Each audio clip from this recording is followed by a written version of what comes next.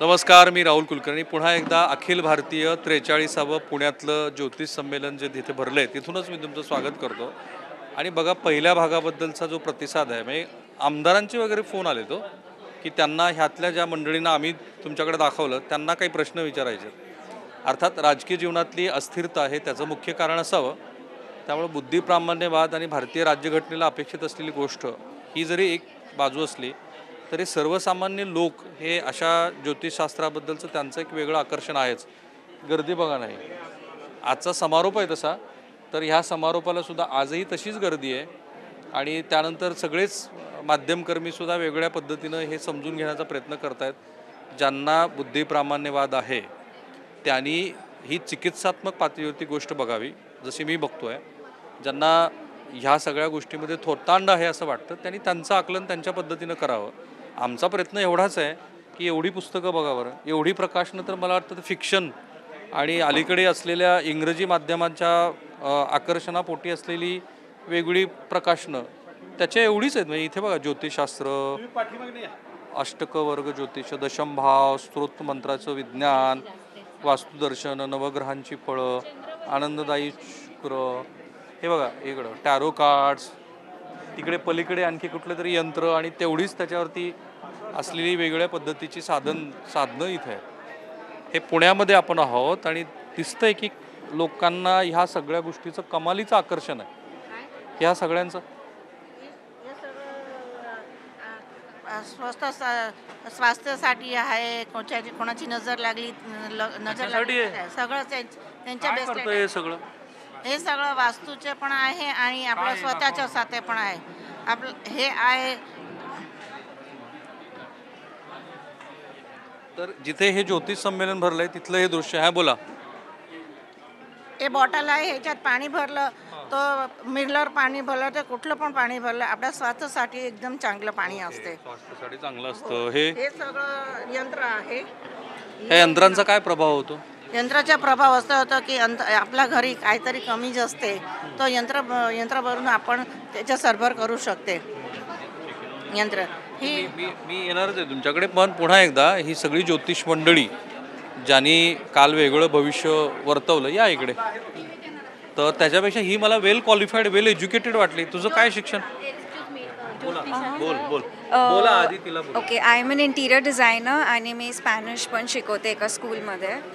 हे सगळं आजचं जे संमेलन आहे त्याचं स्पॅनिश भाषेमध्ये एक इंट्रोडक्शन जर करायचं म्हटलं तर कसं बोलतेस तू? Okay, esos libros son de astrología y tienen mucho sentido, pero depende de personas que, bueno, que creen y que no creen, pero todos que estamos aquí creemos en astrología y todos los modos que hay en el mundo, pero en India. आणि गंमत असं आहे की ह्या शास्त्राचं आकर्षण हे युरोपामध्ये पण मोठ्या प्रमाणामध्ये, तिथे पण तुम्हाला वेगळ्या पद्धतीची कृती बघायला मिळेल. सो काल तुम्ही ते भविष्य वर्तवलं काय सोनिया गांधी, उद्धव ठाकरे यांचं, आणि कमालच झाली सगळी. त्याच्यात आहे 5 वर्षापूर्वी लिहून ठेवलेलं आहे. It is black and white की सोनिया गांधींच्या नशिबामध्ये मुलाचं कर्तृत्व बघण्याचे योगच नाही आहेत. राहुल गांधींचं दोन्ही मुलं, पहिले छोटे मोठे दोन्ही. आणि हे मी 5 वर्षापूर्वी लिहिलेलं आहे. प्रियंकाचं पण तसं. प्रियंका पण वाचून दाखवा ते, जरा काढा. बाय द वे, ते काढेपर्यंत तुझा ह्याच्यावर विश्वास आहे? About 80% maybe. सो आहे, म्हणजे लोक आहेत जगात जे विश्वास ठेवतात आणि I would say people are not crazy. Like काहीतरी आहे, एक्सपिरियन्सेस आहेत लोकांचे म्हणून परत येतात, परत विचारतात, आणि एक्सपिरियन्सेस असल्याशिवाय परत लोक येत नाही. पर्सनल लाईफमध्ये असा अनुभव आला, एवढी उच्च विद्या विभूषित आहेस तू, तुझा याच्यावरती विश्वास आहे 80%, तरी तुला पर्सनल लाईफमध्ये आला आहे अनुभव कधी? हो आहे. दादा शेवाळ्यांची जी मुलगी आहे जानकी, त्या आकाशिक रीडिंग करतात आणि थ्रू हर मला खूप अनुभव आला आहे recently. So I would say I believe in it नाव. तेच पुन्हा ते प्रेक्षकांना मी तेच सांगतो की माध्यमकर्मी म्हणून पुण्यातलं हे जे अखिल भारतीय पातळीवरचं जे ज्योतिष संमेलन आहे ते कव्हर आम्ही करतो आहोत. पुन्हा तोच मुद्दा आहे की जे तुम्हाला वाटतं तसे प्रश्नही आम्ही त्यांना विचारतो. माझा याच्यावरती विश्वास नाही असं म्हणणारे भारतात खूप लोक आहेत आणि त्यांना असं वाटतं की बुद्धिब्राह्मण्यवादावरती जर पडताळणी केली हे सगळं थोतांड आहे सगळं. नाही, खरं आहे लोकांना. हो नाही, ते खरं नाही आहे. लोकांना थोतांड वाटणं हे खरं आहे. ह्याचं कारण सर असं आहे की ज्योतिषशास्त्र म्हणजे काय हेच लोकांना अजून समजलेलं नाही. तर मी पहिल्यांदा ज्योतिषशास्त्र म्हणजे काय हे तुम्हाला सांगतो. ज्योतिषशास्त्र म्हणजे जसं एखाद्या डॉक्टरकडे तुम्ही गेला, डॉक्टर तुम्हाला तुमची ब्लड रिपोर्ट मागतो, ब्लड रिपोर्ट बघतो आणि तुम्हाला चेक करून सांगतो तुम्हाला हिमोग्लोबिन कमी आहे, त्या गोळ्या घ्या. तसं ज्योतिषमध्ये कुंडली हा बेस असतो. आता कुंडली म्हणजे काय असते, कुंडली कशाच्या आधारे निघते, तर एखाद्या व्यक्तीची जन्मतारीख, एखाद्या व्यक्तीचा जन्मवेळ आणि एखाद्या व्यक्तीची जन्म ठिकाण, म्हणजे ज्या ठिकाणी ज्या वेळेला ज्या दिवशी जन्म झाला, ज्या ठिकाणी जन्म झाला त्यावेळेला आकाशातल्या ग्रहांची असलेली पोझिशन, त्या ग्रहांच्या पोझिशनचा अप्पर व्ह्यू म्हणजे वरून मारलेला फोटो. मग ते फोटो म्हणजे आमची कुंडली असते. मग आता तो फोटो म्हणजे काय असतो, तर आपल्याला सगळ्यालाच माहीत आहेत 9 ग्रह अस्तित्वात आहेत. 9 ग्रह फिरतात, सगळ्यांना आपल्याला माहिती आहे. सूर्य, चंद्र, मंगळ, बुध आपण सगळे शिकलो आहे, मीच शिकवायची गरज नाही आहे त्याच्यात. मग ज्यावेळेला हे ग्रह आहेत त्या ग्रहांचं अस्तित्व आपल्यावरती काम करत असतं. मग ते कसं, मग कुंडलीमध्ये 12 घरं आहेत. ती 12 घरं प्रत्येकासाठी आम्ही जसं बीजगणित शिकताना A गुणिले A वर्ग, A अधिक A म्हणलं की 2A असे फॉर्म्युले आपण पाठ करतो, तसे आमचीसुद्धा ही लाखो रुपयाची पुस्तकं आहेत. ह्या पुस्तकांच्या आधारे आम्ही अभ्यास करतो. त्यामध्ये सूर्य आणि चंद्र एकत्र आल्यावर काय होणार, सूर्याची दृष्टी मंगळावर पडल्यावर काय होणार, अशा काही गोष्टी योग दिलेले असतात की त्याच्या आधारे आम्ही हे प्रिडिक्शन करतो. ठीक आहे, मग तुम्हाला तिघांना, कारण तुम्ही ज्येष्ठ ज्योतिषकार आहात म्हणून तिघांनाही प्रश्न विचारतो. काही प्रेक्षकांनी असं म्हटलं कमेंट बॉक्समध्ये की अहमदाबादमध्ये जे विमान पडलं किंवा इतका अतिवृष्टी स्वरूपात पाऊस झाला किंवा कोणतीही नैसर्गिक आपत्ती, ह्याचा अंदाज कसा बांधता येत नाही ज्योतिषांना? याचे अंदाज बांधतात, वाचणारे नाही आहेत. बरं. हां, कारण कसं आहे माहिती आहे का, की माझा जो विषय आहे ज्योतिष आणि अध्यात्म ह्या एकाच नाण्याच्या 2 बाजू आहेत.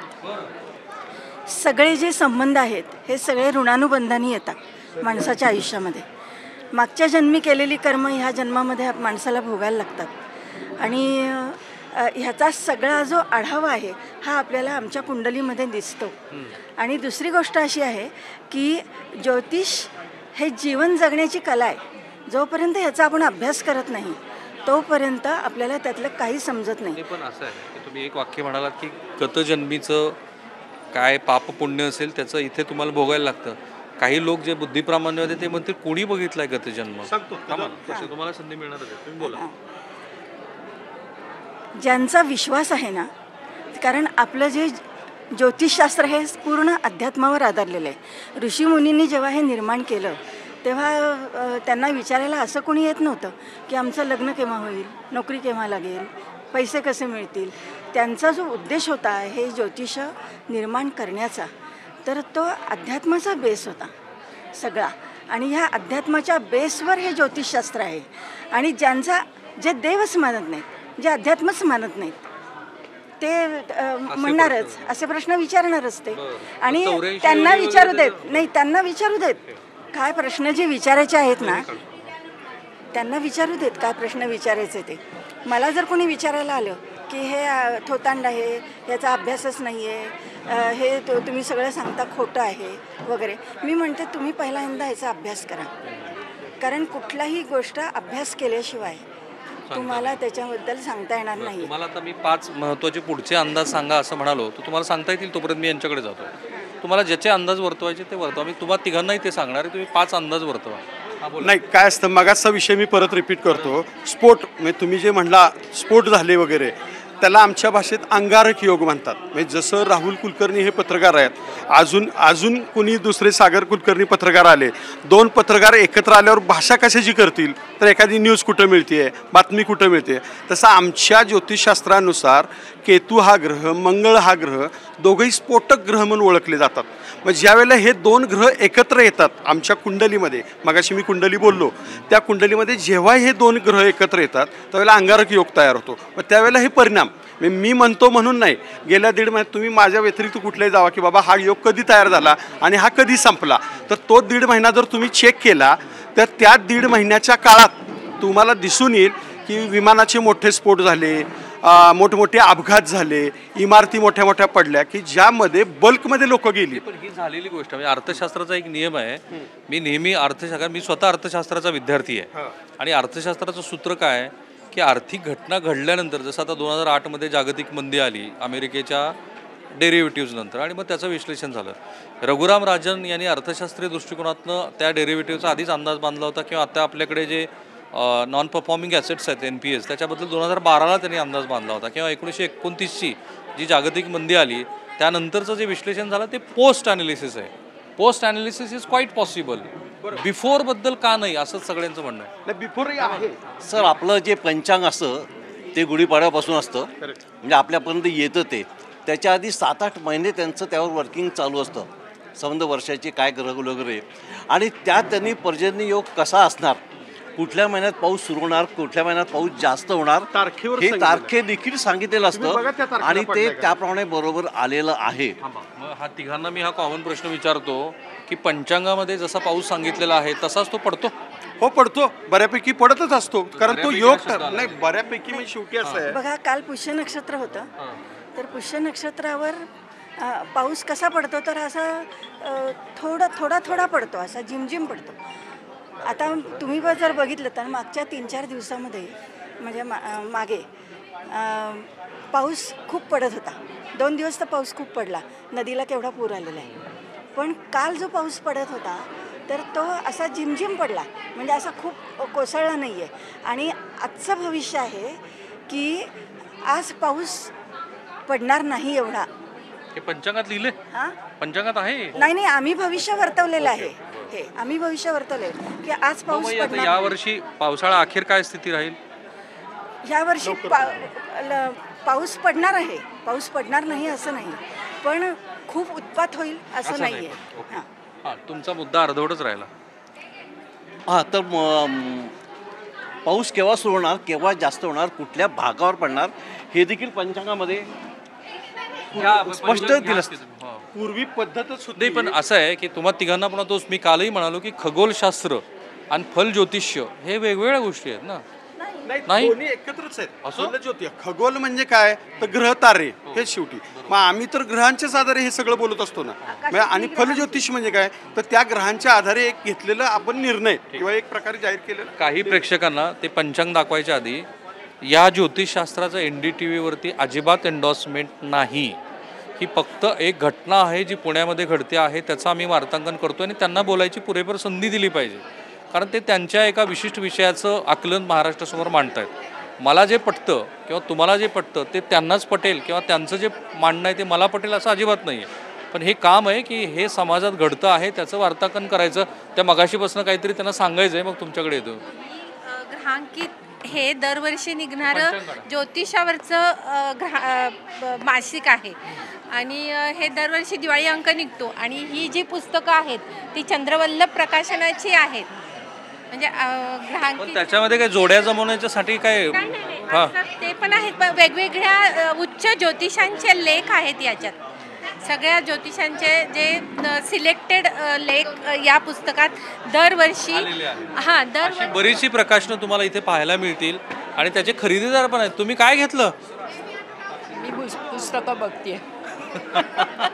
ह्या वयात तुम्हाला काय करायचं, काय जाणून घ्यायचं? रिटायर्ड आहे, काय करू? हे आपलं शास्त्र आहे ना, बरं, म्हणून तुमचा विश्वास आहे याच्यावरती? 200%. 200? पण ही काय आतापर्यंत वेळ मिळाला नाही जॉबमुळे. काय करता तुम्ही? मी बँकेतनं रिटायर झाले. काय म्हणून रिटायर झाला? मॅनेजर. कोणती बँक होती? State bank. State bank of India. आता वेळच वेळ आहे, त्याचा सदुपयोग ना, अल्झायमर नको व्हायला. हां, ते पंचांग त्यांना दाखवायचंय.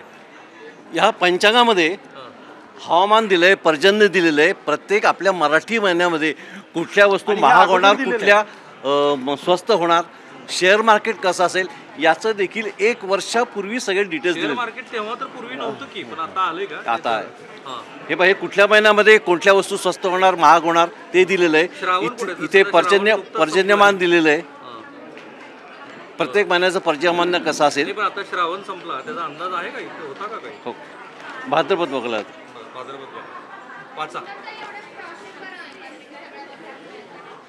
श्रावण महिन्यात सुरुवातीला बाजारामध्ये काही ठिकाणी असंतोष निर्माण होण्याची शक्यता आहे, परंतु श्रावण पौर्णिमेनंतर या सगळ्यामध्ये फरक पडेल. मात्र इलेक्ट्रॉनिक वस्तू, संगणक, टेलिफोन, मोबाईल यामध्ये काही प्रमाणात मंदी जाणवेल. त्याबरोबर तेलबिया, तेलाचे पदार्थ, सर्व प्रकारचे तेल या गोष्टीमध्ये अपेक्षेपेक्षा जास्त भाववाढ होईल. आणि आता भाद्रपद सुरू झालेला आहे. सरकारी, निमसरकारी रोखे, इतर योजना यात थोडीशी मंदी येण्याची शक्यता आहे. शेअर बाजारातील वातावरण अस्थिर राहण्याची शक्यता आहे. गृहकर्ज, वाहन कर्ज यावर व्याजदर कमी होण्याची शक्यता आहे. अशा एक एक गोष्टी इथे दिलेल्या असतात. म्हणजे पुढे होणाऱ्या गोष्टी देखील इथे सांगितलेल्या आहेत. आणि हे 1 वर्षापूर्वी हा डाटा तयार झालेला आहे. पण आजच SBIचा रिपोर्ट आला की त्यांनी मात्र गृहकर्ज दर वाढवले. तुम्हाला काय म्हणायचं होतं? काय 5 प्रिडिक्शन करा असं मी म्हटलं होतं. मी म्हटलं की आपली जी जन्मतारीख आहे त्या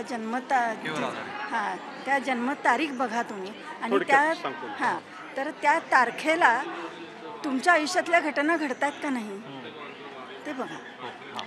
थोडक्यात काय सांगायचं आहे, ज्योतिषशास्त्र म्हणजे काय, मगाशी मी सांगितल्याप्रमाणे आता ज्यावेळेला हवामानाचा अंदाज काढला किंवा आपण शेअर बाजारचा अंदाज काढला, शेअर बाजार हा सगळ्यांच्यासाठी काढलेला असतो कॉमन, पण त्यामध्ये तुमची पत्रिका वेगळी असती, माझी पत्रिका वेगळी असती.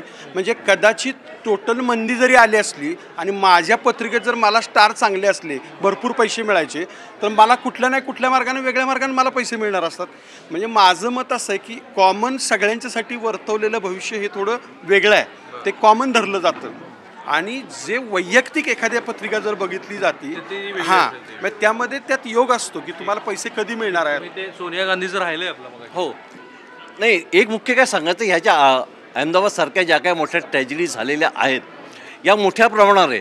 पण वैयक्तिक माझ्या आयुष्यामध्ये उद्याचा प्रवास कसा असेल हे आपण सांगू शकतो.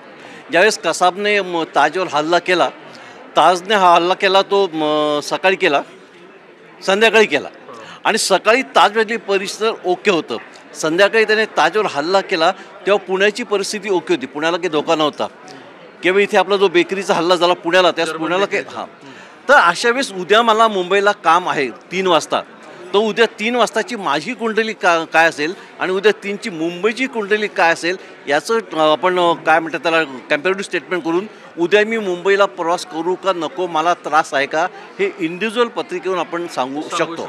तिघांना विनंती आहे, मला फलज्योतिषावरती काही गोष्टी समजून घेतात. पुढे मोठे स्टॉल लागलेत, तुम्ही तिघंही प्लीज तिकडे या, मला जर त्याबद्दल बोलायचं आहे. आणि पुन्हा तेच आहे की इथे एवढ्या संख्येने लोक ह्या गोष्टी खरेदी करण्यासाठी येत आहेत. तरुण मंडळी मोठ्या प्रमाणात मला दिसली, महिला वर्ग खूप जास्त आहे.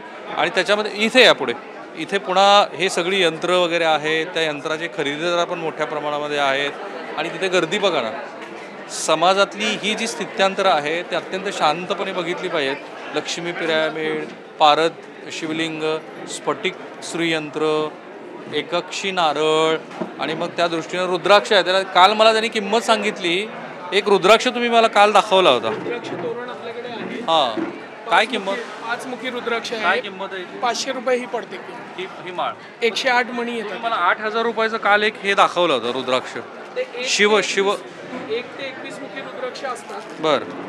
त्याच्यापैकी काही रुद्राक्षांची किंमत महाग असते, बरं, काही रुद्राक्षांची किंमत स्वस्त असते. 5 मुखी सर्वसाधारण चालतं. आणि ते त्याच्या बाबतीत स्पष्टीकरण वेगळं. इथे रुद्राक्ष दाखवा ना तुम्ही, मला काल 2-3 रुद्राक्ष दाखवले होते. हे आता हे काय आहे? हे रुद्राक्ष कवडी पिरॅमिड आहे, लक्ष्मी पिरॅमिड म्हणतो आपण. हे काय? श्रीयंत्र. हे सॅलेनाइट प्लेट आहे, न्यूट्रलायझर म्हणून काम करते. न्यूट्रलायझर. आणि हे काय आहे? हे वास्तूचे हिलिक्स आहेत, त्या दिशेच्या एलिमेंट्स प्रमाणे ते काम करतं. कुठं बनतं सगळं? मॅन्युफॅक्चरिंग तर आपण करतो. तुम्ही स्वतः? हां, कारागिराकडनं बनवतो. हे सगळं हिलिक्स जे असतात हे वास्तूप्रमाणे ऑपरेट होतात. हिलिक्स यंत्र आहेत. हे काय आहे? हे पृथ्वी तत्वाप्रमाणे चौकोनी हिलिक्स आहे. हा दक्षिणेचा हिलिक्स आहे, तो अग्नितत्वाचा हिलिक्स आहे. हा पूर्वेचा हिलिक्स आहे, हा ईशान्येचा हिलिक्स आहे. हे विश्वास आहे? मी स्वतःच वास्तुतज्ञ आहे. वा. आणि तुम्ही मगाशी तिथे एक प्रश्न विचारला होता की 4 मुलं असतील तर मग कसं करायचं, तर त्याचं उत्तर असं आहे की हे शास्त्र हे पृथ्वीचं शास्त्र आहे आणि जे ब्रह्मांडी तेच पिंडी आहे. पृथ्वीवर जर का 71% पाणी आहे आणि 29% जमीन आहे, तर तेच आपल्या शरीरामध्ये 71% रक्त आणि 29% बाकीचं आहे सर्व. मग आपल्या वास्तूमध्ये पण तेच असायला पाहिजे. पृथ्वीवर पंचमहाभूतं आहेत, मग आपल्या वास्तूमध्ये सुद्धा तीच विज्ञान तर फक्त ग्रॅव्हिटीबद्दल बोलतो, विज्ञान तर फक्त ग्रॅव्हिटीबद्दल बोलतो, ग्रॅव्हिटेशनल फोर्सबद्दल बोलतो विज्ञान. हो, त्याचा म्हणजे उत्तर दक्षिण चुंबकीय जो अक्ष आहे ना, तर त्यामधून ज्या चुंबकीय तरंग लहरी आपल्यापर्यंत येतात, त्या तरंग लहरी आपल्या शरीरापर्यंत पण येतात. कारण माणसाचं डोकं म्हणजे उत्तर ध्रुव आणि पाय म्हणजे दक्षिण ध्रुव आहेत. त्याच्या माध्यमातून आपल्यापर्यंत ह्या तरंग लहरी आपल्यापर्यंत येतात आणि म्हणून ग्रहांचे परिणाम आपल्यावर होतात. ग्रहांचा परिणाम हा पृथ्वीवर सुद्धा होतो आणि तोच परिणाम आपल्या शरीरावर सुद्धा होतो. सध्याच्या सामाजिक परिस्थितीमध्ये हे जे सामाजिक स्थित्यांतर आहेत ती नीट बघायला पाहिजे, त्याचं आकलन तुम्हाला करून घ्यायला हवं. कारण ही गर्दी ह्या संमेलनासाठी 500पेक्षा जास्त लोक आली होती, 500पेक्षा अधिक आलेले लोक होते आणि त्यांनी ह्या वेगळ्या पद्धतीचं इथं भाष्य केलं, ह्याबद्दल त्या बोलल्यात. पण आता तुम्हाला बरं ठीक आहे, 5 प्रिडिक्शन काही करायची झाली तर भविष्यातली 5 प्रिडिक्शन्स करायची झाली नाही, शक्यतो आपण हे ज्योतिषशास्त्र वैयक्तिक माणसाशी निगडीत केले तर ते जास्त होईल. आणि वैयक्तिक माणसाचं जर बोलायचं झालं तर ते वैयक्तिक कुंडली पाहिजे. राष्ट्राबद्दल काही बोलता येईल? भारताची मकर रास आहे आणि मकर राशीचं वैशिष्ट्य की याची प्रगती स्लो होते आणि जी काही प्रगती होते ती मात्र स्थिर असते, अक्षय असते. तीच आपण पाकिस्तानशी कंपेअर केली, एकाच रात्रीचा फरक आहे पण त्याची पत्रिका बदललेली आहे. त्यामुळे आज भारताची स्थिती आणि पाकिस्तानची स्थिती याच्यामध्ये फरक आहे. आणि महाराष्ट्र राज्य इथून पुढे महाराष्ट्राची देखील परिस्थिती चांगली आहे. कारण महाराष्ट्राची धनुरास आहे, भारताची मकर रास आहे. मकर राशीचं वैशिष्ट्य एकदा जे काय स्थैर्य येतं, सुख समाधान येतं ते कमी होत नाही, शनी दिलेलं परत घेत नाही आणि भारताची रास शनी प्रधान मकर आहे. इथून पुढे भविष्य उज्ज्वलच आहे. आणि गुजरातची रास गुजरात ही आमच्या भाषेमध्ये अर्थतत्वाशी संबंधित आहे, त्यामुळे तिथे व्यापार उद्यम म्हणून जास्त आहे. 5 महत्त्वाची काही प्रिडिक्शन्स करायची झाली. आता आमचे मारटकर सर आलेले आहेत इथे, तर त्यांना तुम्ही विचारा, कारण राजकीय भविष्य ते फार सुंदर सांगतात. अरे वा वा वा वा, थांबा करून घेणार आहे. हां, राजकीय भविष्यकार या इथे यांनी काल बरं मेधनी ते आधी सांगा काय मेधनी. हे बघ, आता 27 जूनपर्यंत जास्ती काय गोंधळायचं नुसता, बदल काय होणार नाही महाराष्ट्रात दोन्हीकडं. तर तिकडे एकनाथ शिंदे नाराज आहे असं म्हणतात. आहे ना, तरी सुद्धा ते काय पडणार नाही सरकार किंवा काय होणार नाही. एकनाथ शिंदे बाहेर जातील का? नाही जाणार. बरं, पूर्वी सुद्धा 14 ते 19मध्ये शिवसेनेच्या खिशामध्ये राजीनामे होतेच ना. 5 वर्ष चाललंच ना सरकार. म्हणजे भरत गोगावले काय करतील? एक होऊ शकतं याच्यामध्ये, तर देवेंद्र फडणवीस एक जानेवारीनंतर वरती गेले केंद्रामध्ये, तर एकनाथ शिंदेला पुन्हा संधी मिळू शकते निवडणुकीच्या आधी. असं तुमचं भविष्य आहे की जानेवारी नंतर ते पुढे जातील म्हणून आहे? देवेंद्र फडणवीस जानेवारीच्या नंतर केंद्रात जातील असं तुम्हाला वाटतं? ओके, अजित पवारांचं काय? आता हे दोघांना पण एक काही मला वाटतं निवडणुकीच्या आधी काही काळ दोघांना मुख्यमंत्रीपदी संधी मिळू शकते. एकनाथ शिंदे आणि अजित पवार दोघांची पण महत्त्वाकांक्षा आहे. असं आहे की एकनाथ शिंदे यांचा तर ह्या सगळ्या गोष्टीवरती प्रचंड विश्वास आहे. आत्ताच ते गुजरातला गेले होते देवनारला, तेव्हा त्यांनी जाऊन पूजा अर्चा केली वगैरे असं मी वाचलं. आता तुमचं हे भविष्य ते बघणारच आहेत, कारण त्यांना आवडतं आमचं चॅनल, त्यामुळे ते बघतात आणि तुम्ही त्यांना दिलासा दिला. माझे भविष्य ऐकतात ते.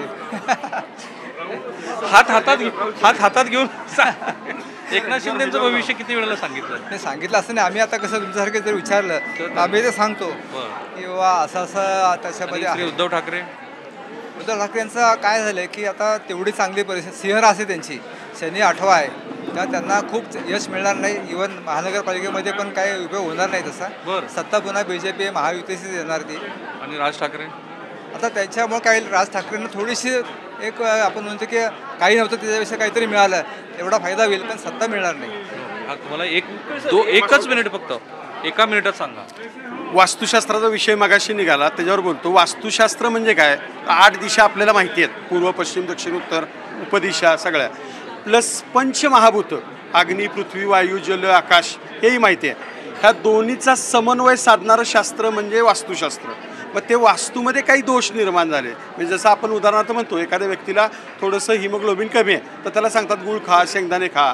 मग असं काही लोकांना आवडतं की बाबा ठीक आहे मला काहीतरी करायचं आहे, हे शास्त्र आहे ते शास्त्रावर आधारित आहे असं म्हणतात. त्याच्यावरती हे आधारित ह्या वस्तू आहेत की लोकांना आवडतात. हे विज्ञानात कुठंच नाहीये हे मी म्हणत नाही. आता कसं आहे, काय खावं काय नाही खावं हे विज्ञानच सांगतं असं नाही, पण आपण पॅरलल विचार करतो. ठीक आहे ना, मग गुळ खातो. एकच मिनिट. राजकीय भविष्याच्या बाबतीत एक प्रॉब्लेम किंवा ॲडव्हान्टेज असा आहे की राजकीय लोकांना पण माहिती आहे की माझी पत्रिका माझे माणसं किंवा माझे विरोधक जे करत असतात, त्यामुळे एका व्यक्तीच्या 4-5 पत्रिका देखील आमच्या दृष्टीने मार्केटमध्ये अवेलेबल असतात आणि लोकांना ते कन्फ्युज आहे आणि कन्फ्यूज करतात आम्हाला देखील, सगळ्यांना देखील. बघा म्हणजे राजकीय भविष्य हे खोटं ठरण्यामागचं कारण पण त्यांनी सांगून टाकलेलं की 4-5 पत्रिका असतात. आणखी हे मुळात राजकीय लोकांचं किंवा वैयक्तिक व्यक्तींचं आपण जे भविष्य सांगतो ते कशाच्या आधारावरती पत्रिका? नाही, जन्मवेळ, जन्मतारीख, जन्म ठिकाण याच्या आधारावरतीच आपण त्याच्या दशा अंतर्दशा आणि त्या आता राजकारणाचं कसं असतं, निवडणुकीच्या वेळेला कुठले ग्रह कोणाला जास्ती बलवान आहेत त्यानुसार आपण कुठला पक्ष कुठल्या व्यक्तीला जास्ती यश मिळेल ते आपण त्या वेळेच्या तारखानुसार सांगतो. Thank you so much sir. असं आहे, काय बोलणार होते तुम्ही? वास्तुतज्ञ आहेत. नमस्कार, मी डॉक्टर श्यामल. माझं वास्तुशास्त्रामध्ये डॉक्टरेट झालेलं आहे. वास्तुशास्त्राबद्दल मी एक नक्की सांगेल की ज्यांना असं वाटतं की मी याच्यावर विश्वास ठेवावा का नाही, पण वास्तुशास्त्रामध्ये, वैदिक वास्तुशास्त्रात ती व्यक्ती, तो गृहस्थ, तो जातक त्या वास्तूमध्ये राहायला गेल्यानंतर त्याचे गुण आणि दोष हे त्याला लागणार आहेत. तो तिथे राहायला गेला की त्याचे गुण आणि दोष हे त्या सगळ्या घरातल्या व्यक्तींना लागणार आहेत. मग त्यांची पत्रिका डिफरंट असेल, त्यांची दशा महादशा वेगळी असेल तरी त्यांना ते लागणार आहे. का पुढे आला? नाही काय भविष्य जाणून घेणार की काय? नाही, भविष्य जाणून घेण्यासाठी कशासाठी येणार? विकायला आले, विकत घ्यायला आले. एका मोठ्या राजकीय नेत्यासारखं साम्य दिसलं तुमचं. माझं लक्ष तुमच्याकडे वेधलं गेलं. वास्तुशास्त्र हे शास्त्र आहे आणि तुम्ही त्यात डॉक्टरेट केलेली आहे, बरोबर ना? थांबूया आपण इथे. बघा इतकी महत्त्वाची सगळी घडामोड घडते आहे आणि त्याचं म्हणजे ह्या गर्दीनंच तुम्हाला लक्षात येईल की समाजातला एक विशिष्ट आणि मोठ्या प्रमाणातला वर्ग हा ह्या शास्त्राच्या अनुषंगाने विचार करतो आहे. चिकित्सात्मक पातळीवरती बुद्धिप्रामाण्यवादच सगळ्यात जास्त महत्त्वाचा. भारतीय राज्यघटनेनं जे सांगितले तेच सगळ्यात जास्त महत्त्वाचं. हे जरी आपण म्हणलं आणि मानलं तर प्रत्यक्षात ह्या शास्त्रावरती विश्वास ठेवणारे ह्या देशातले कितीतरी लोक दिसत आहेत आणि महत्त्वाचं म्हणजे सध्याची सामाजिक स्थिती ह्या सगळ्या गोष्टीसाठी खूप अनुकूल आहे. मला काय म्हणायचं तुमच्या लक्षात आलंच असेल. कॅमेरामॅन निकेतन मानेसह मी राहुल कुलकर्णी, NDTV मराठी, पुणे. आणि महत्त्वाचं तुमचे ह्या विषयाबद्दलचं जे आकलन आहे, आक्षेप आहेत, प्रश्न आहेत ते जरूर ह्या व्हिडिओच्या कमेंट बॉक्समध्ये टाका. थांबूया.